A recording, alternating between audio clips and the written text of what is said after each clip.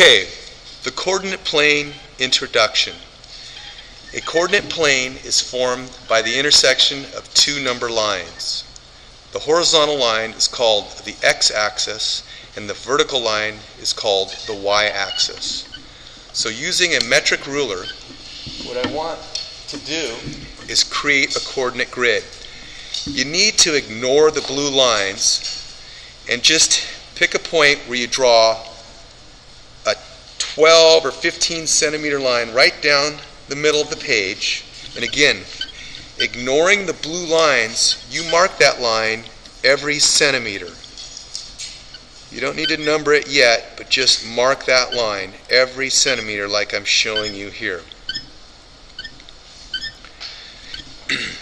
And try to be as neat as you can and as accurate as you can. Alright, now what I do is I can count down, say, 7 lines down to the 7 centimeter mark. And again, I'm ignoring the blue lines. And I turn my ruler perpendicular to that.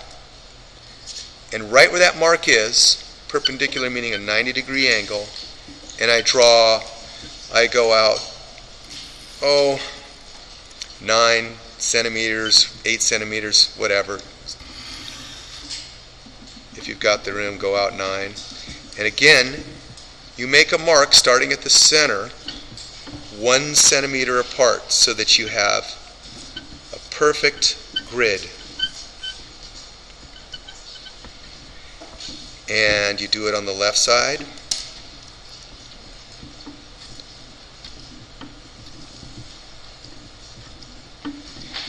Okay, now you've created your own coordinate grid. So let's go ahead and number this, or label this grid. We'll call this the x-axis, and we'll call this our y-axis. Let's put some arrows on that indicating it goes on forever. In this area right here, we're going to call this quadrant number 1. And we'll use Roman numerals, quadrant 1. Over here, this is quadrant 2.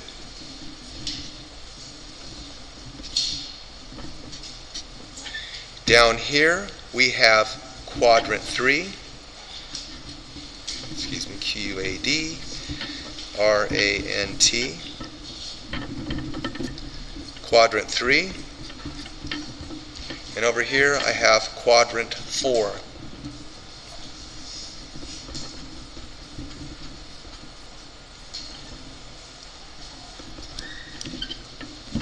Roman numeral 4. Alright, now I want to label the numbers on the number line. And we'll go 1, 2, 3, 4, 5, 6, 7, 8.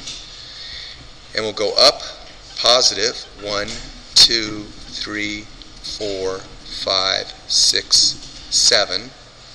And we'll go down negative 1, negative 2, negative 3, negative 4, negative 5, negative 6, negative 7. And to the left, negative 1, negative 2, etc., and so on.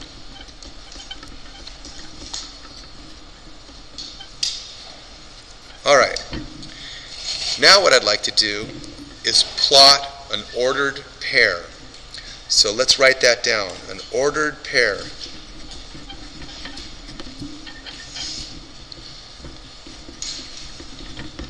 Okay, in this ordered pair, we're going to call negative 3 and negative 4. And this, we'll put this P, ordered pair, point P, negative 3, negative 4, identifies point P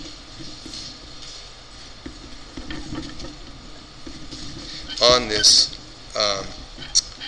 on one of these quadrants. So the way this works is, this first number here, 3, represents x, comma, and the second number represents y. So instead of putting x, we're going to look at -3. So our x value, we start at the origin, and we move to the left 1, 2, 3. And this y value is -4, so we go down 4 points. And I'm going to just put my ruler on here to make sure I'm drawing a straight line. And I go down 1, 2, 3, 4. And where those 2 points intersect is our point P. And we can label that -3, -4.